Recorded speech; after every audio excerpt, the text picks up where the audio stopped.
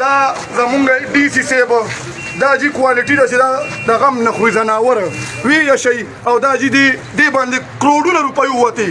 دا زمونږ سرکار دی دا نوښار انتظامیه ده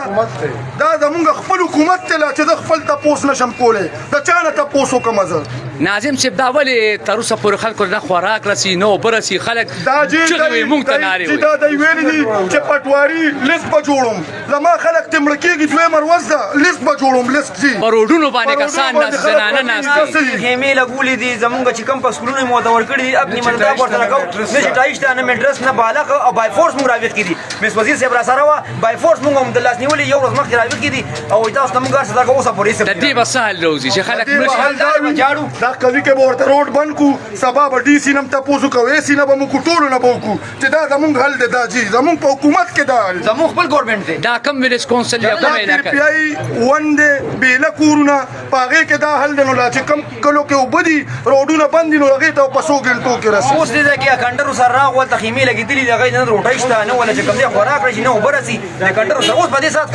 خبر راغلل